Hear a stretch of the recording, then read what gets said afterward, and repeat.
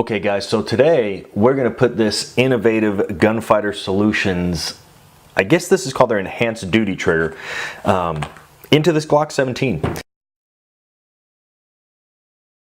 Now I haven't decided if I want to use the negative connector yet, and I'll kind of get to that when I open this thing up here, but I'm sure you guys have seen a million videos on these 17s and how to modify them and how to make them and whatnot, but this being something that I'm actually going to carry, I haven't decided if I really want to soup the trigger up yet, more so than I just wanted to try this innovative Gunfighter Solution setup. So go ahead and break this down, get my Surefire X300 off here, and I'm just going to go ahead and start tearing this thing down, guys.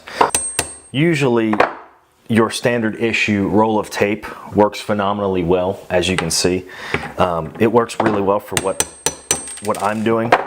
I do like to use the right size pins and go ahead and just run all the way through them. That's just something I've always done. I like to use the right tool for the right job. So for that pin, I'm obviously going to use a little bit larger punch. I'm going to go ahead and use something a little bit different here. Okay, and that will slide right up, as you can see. So just one more pin.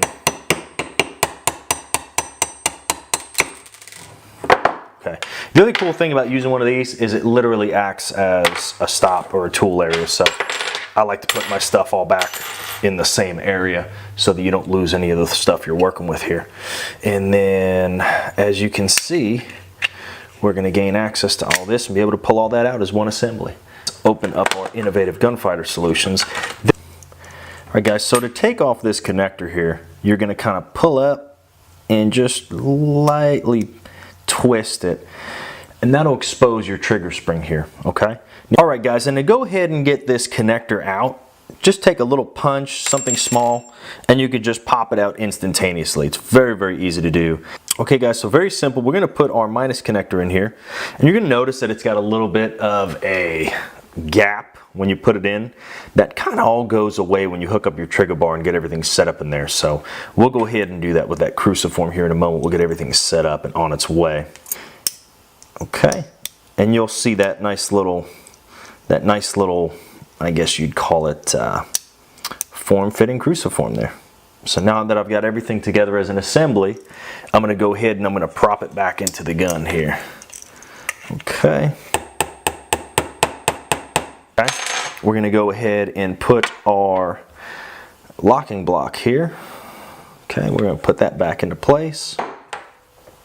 Okay, so now I can put my slide stop back in here.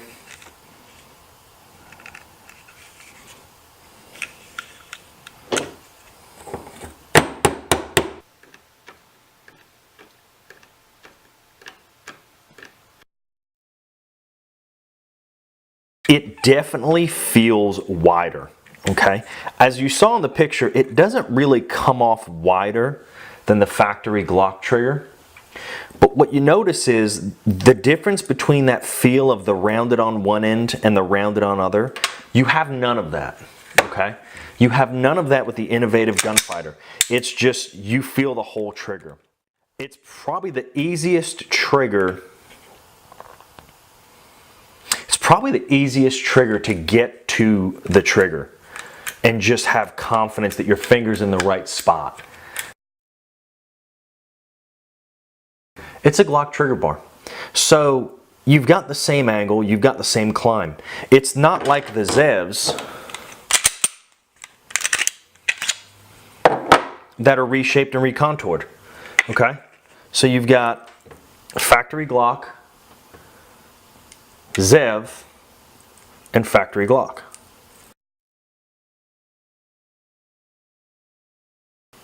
The best way I can explain it is it feels less like you're trying to find the perfect spot on a trigger, and it just automatically happens every time. It's never uncomfortable. Even the Zev trigger is radiused. Even the Zev trigger has that rounded off taper. The fact that this doesn't have that is very positive feeling. It just feels right. It's a little squeaky. It has a little rattle to it, but I don't care. I'm going to shoot it.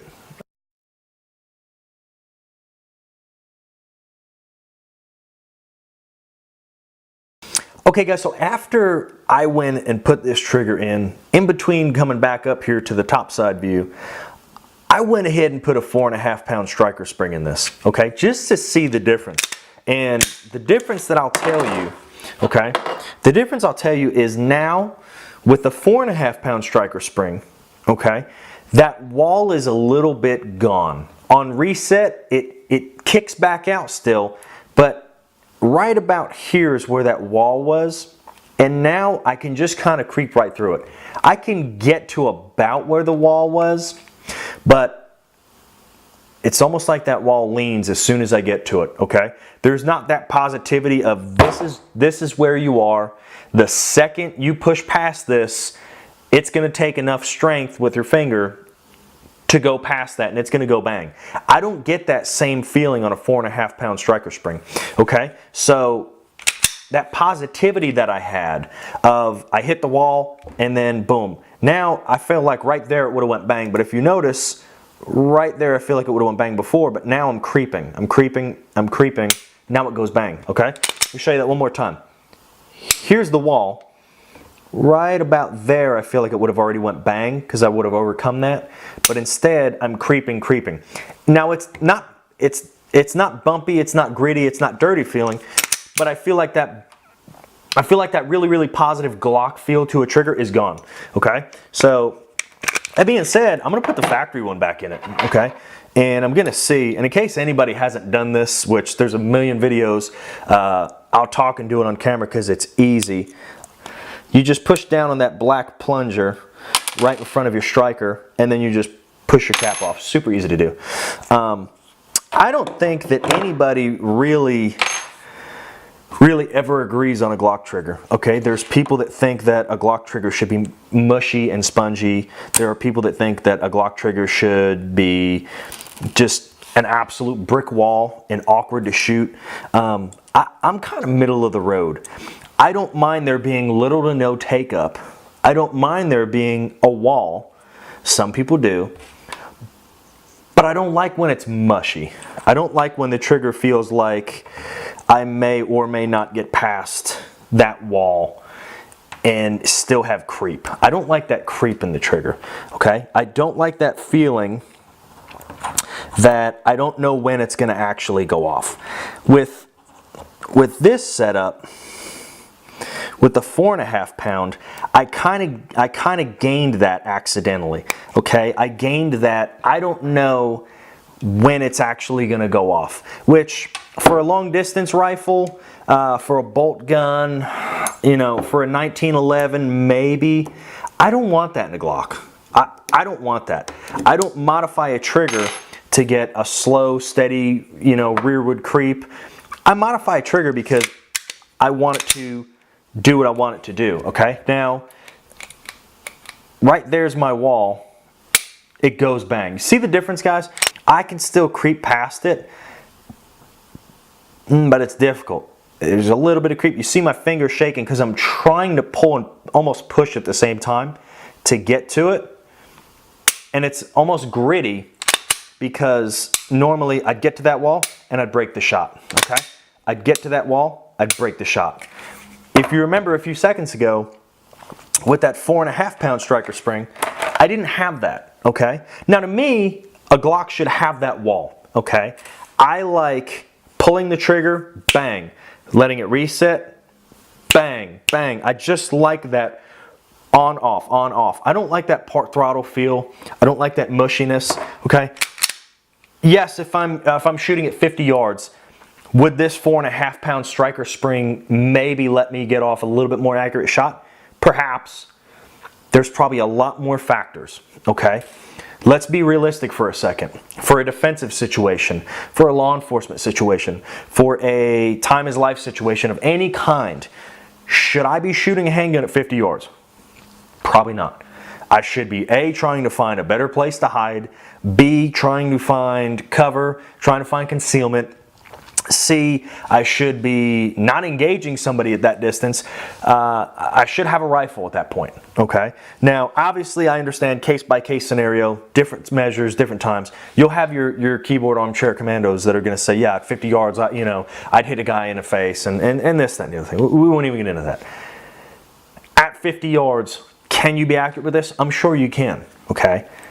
Can you be accurate with a Glock trigger that just breaks and doesn't have a real slow rearward creep? You can. I'd rather have the added bonus of that extra little bit of safety and security and know that my trigger is drop safe, know that my trigger's secure, know that my striker spring's secure, and know that now with a 5-pound in here, I know it's gonna go bang. I know it's gonna go bang when I pull the trigger. I've had 4.5s not go bang.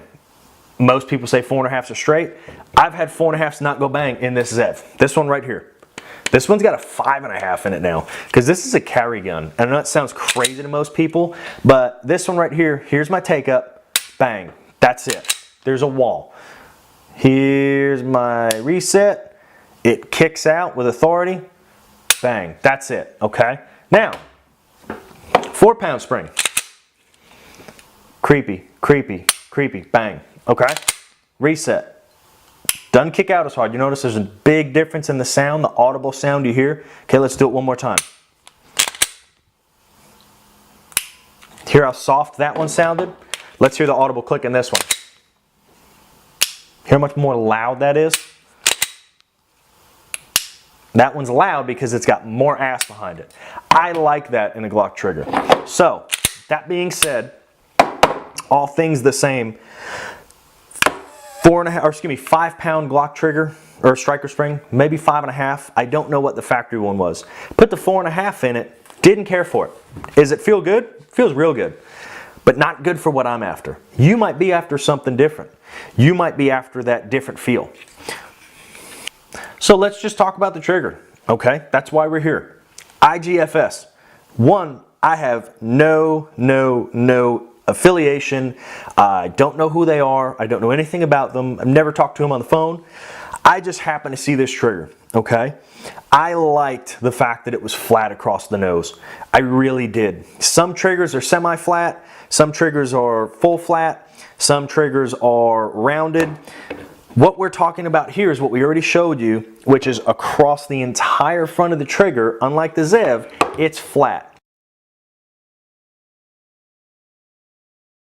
I like that. To me, it really helps me feel where my finger is on the trigger, okay? If I've got too little or too much, I still feel like there's a lot of control because I've got a lot of meat on that trigger, okay? The serrations in there really make me feel confident that I'm not going to lose my place. When I'm resetting, when I'm acquiring, to me it just feels very, very positive. Not to say that other triggers don't feel positive. As you guys know and see, I've got a lot of ZEV triggers. The rounded edges, not a huge fan of them.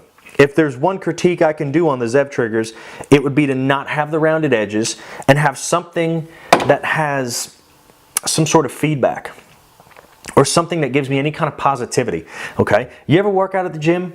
You ever use barbells or dumbbells that the knurling is kind of worn out and it's not even, there's almost no grit to it, there's almost no texture to it? That's exactly what the ZEV is like to me. And I don't like that, okay? I don't like that feel. That being said, non-adjustable IGFS, but I get that feel. I get that texture to it. It instantly tells me, hey, your finger is on the trigger. You got a good amount of finger on the trigger. I don't have to think about it at all. Now, are there situations where people are going to sit there and argue back and forth with each other about whether you have too much trigger finger, you have not enough trigger finger? Sure, let them argue. When you have surface area, if you control your shots and your point of aim and point of impact is getting closer and closer together, I don't care how much trigger finger you have. You will be able to see what you're doing wrong. But more importantly, now you'll be able to feel what you're doing. Very different. As an instructor, there are a lot of times where I talk to people and I see something and they go, I'm not doing that. It's like, yeah, you are. you're 100% doing this, you should be doing this. Basketball coach sees it, football coach sees it. We kind of get in habits where we get this almost false, yeah, I'm doing this, and we're totally not doing that. This gives you instant feedback because you'll feel it, okay? It's got a texture to it. It's not obnoxious, but you will feel it, okay? And I love that. I love that about this trigger. I love that it gives me that instant feedback, okay? The actual reset and the creep, this is again with that 5 pound or 5.5 pound factory Glock striker spring. It's just phenomenal. I love the break. I love the feel. To me, that's exactly what a Glock trigger should feel like. As far as the shape, as far as the angle, as far as the function, I think using a factory Glock trigger connector, smartest thing, or excuse me, trigger bar, smartest thing they could have done. It just has the same feel. It's just improved. The actual feel on my finger's better. I don't have that rounded, plasticky Glock feeling trigger in my hand. Would I recommend it? Absolutely. I'd recommend it to someone as a daily carry piece. I'd recommend it to somebody who wants something that's a little bit more aggressive. I'd recommend it to somebody doing target shooting, you know, doing competitions. It's that good. It's got that good of a feel to it, okay? It's so positive. The break is very crisp in it. It's just a solid Glock trigger. And to be honest with you, I don't really see many people talking about them. And to me, that's a shame because I'm going to put some rounds through this trigger and I'm going to post a follow-up to this video. So please subscribe. Please check back on this trigger because I will be taking this out and shooting it. It's just late. It's Saturday. There's no way I can get to the gun range because they're closed. Kind of stinks. Mine is 2 hours away, an hour and a half away, and it's raining out. I'm sorry, but I'm going to put this up anyway so you can check out IGFS, you can check out their Enhanced Duty Trigger, and you can find out what this feels like. Because if you could reach through the camera and feel this right now, I think you'd say two things. You'd agree that they should have put some oil on it because it's kind of squeaky, and that's annoying. I don't know if you can hear that. Two, it's just, it feels solid. It feels so good, guys. Probably the best upgrade that I've done to my Glock in a long time, with the exception of a weapon light.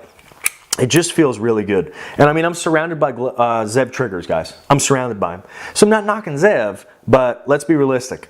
It's not like I'm getting excited and telling you it's the greatest trigger known to mankind because I've never tried an additional Glock trigger or an upgraded Glock trigger.